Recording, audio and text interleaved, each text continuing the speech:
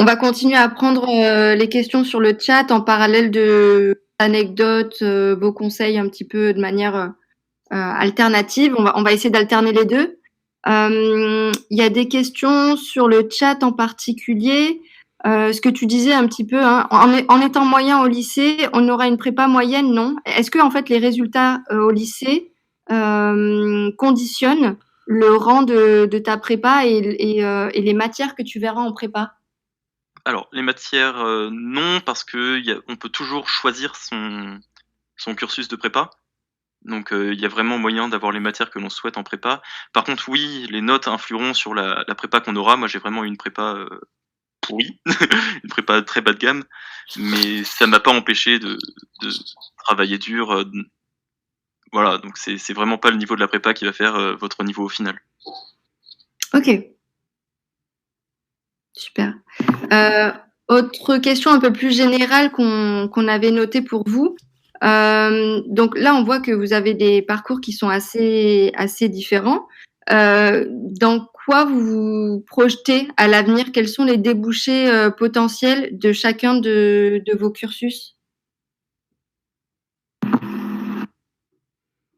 Qui Je souhaite veux bien démarrer? commencer du coup.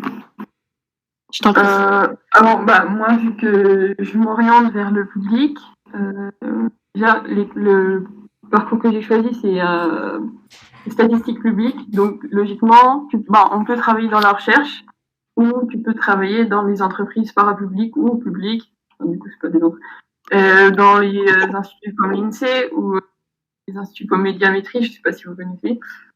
Et ainsi de suite. Mais du coup, ça débouche sur soit de la data science, data analyse, statisticien, etc.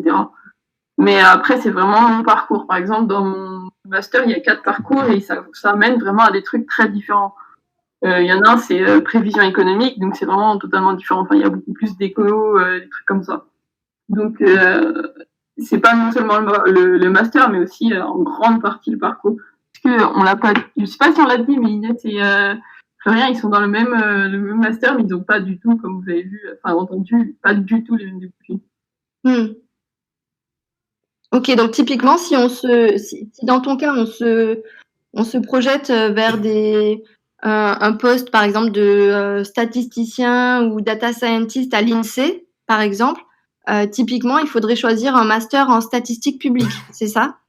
C'est ça.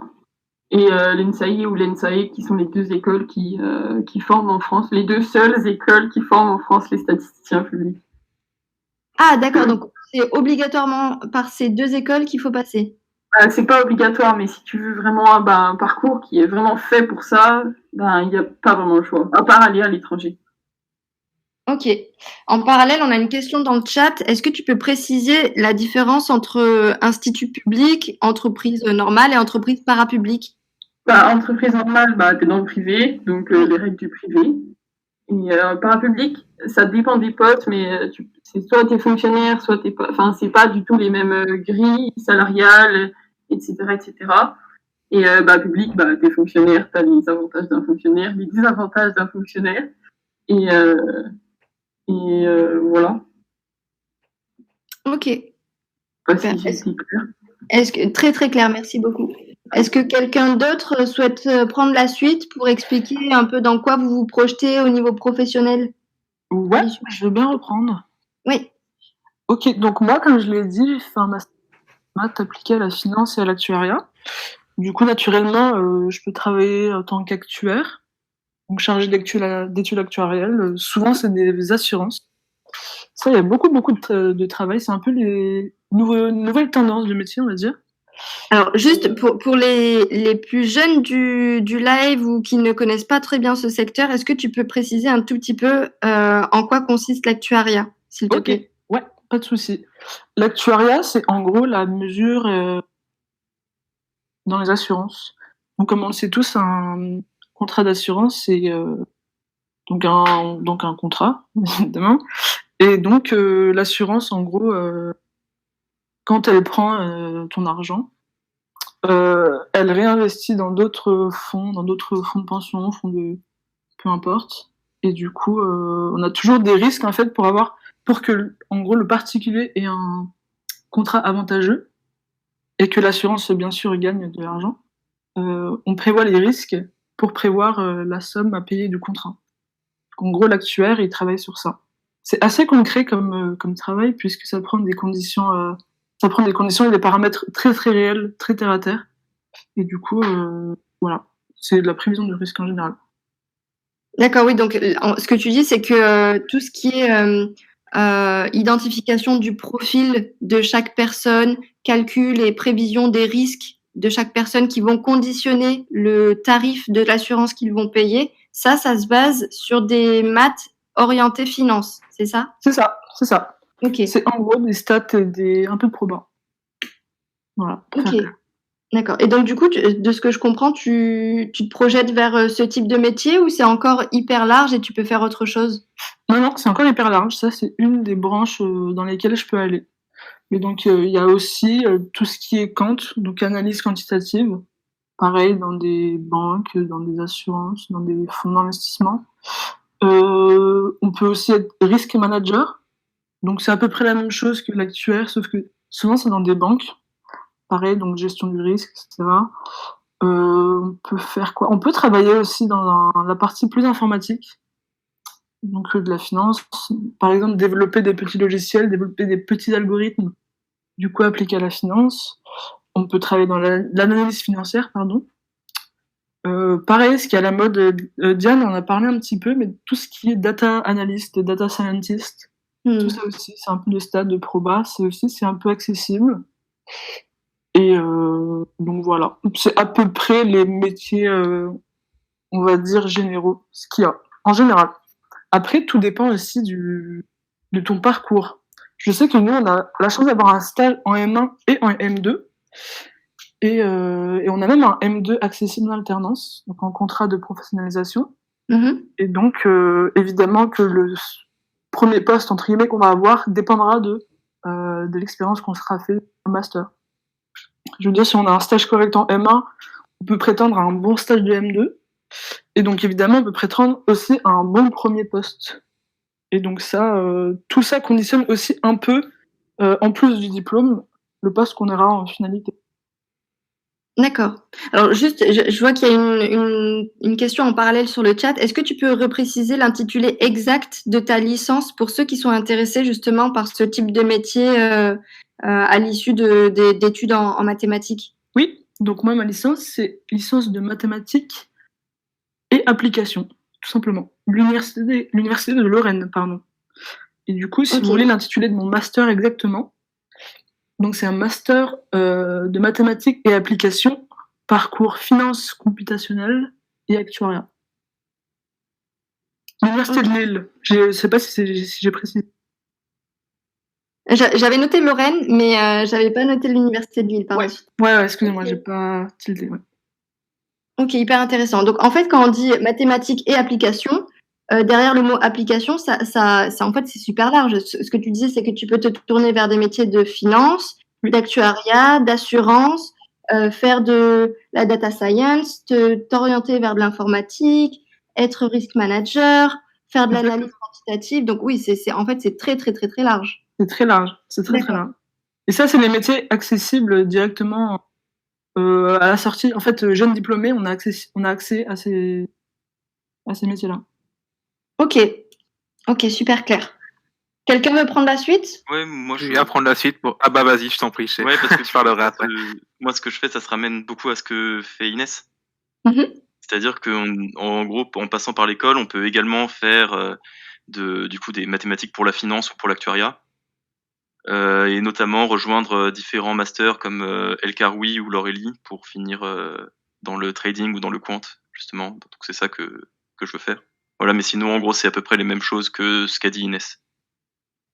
Ok, donc quand tu dis master El Karoui, tu peux préciser un petit peu les conditions d'accès?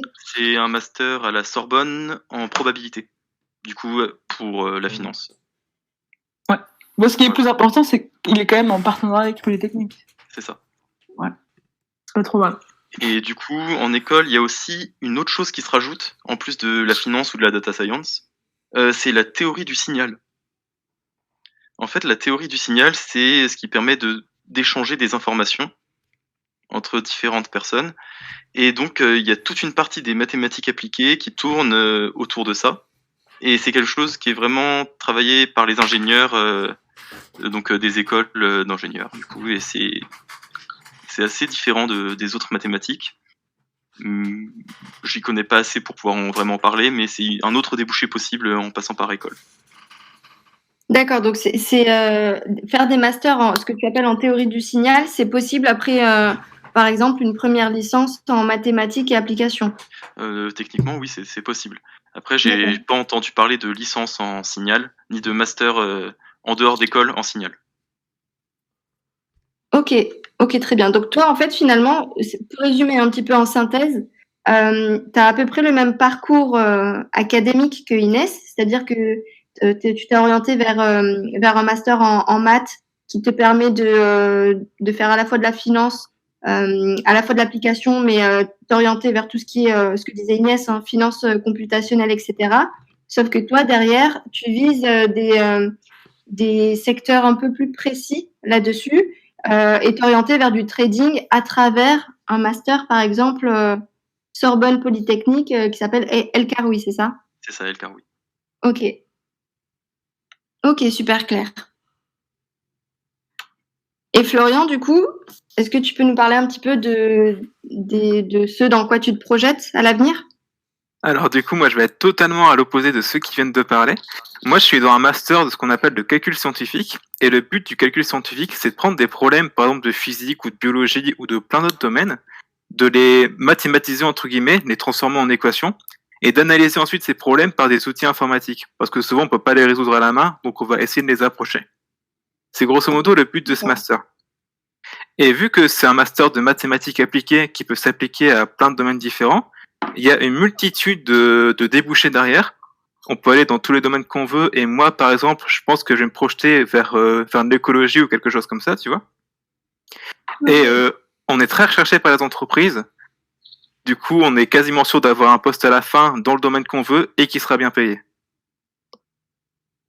Ah, c'est hyper intéressant parce que là, du coup, tu t'appuies sur les mathématiques pour résoudre des problèmes complexes dans des secteurs qui n'ont rien à voir, typiquement physique, biologie, écologie, etc.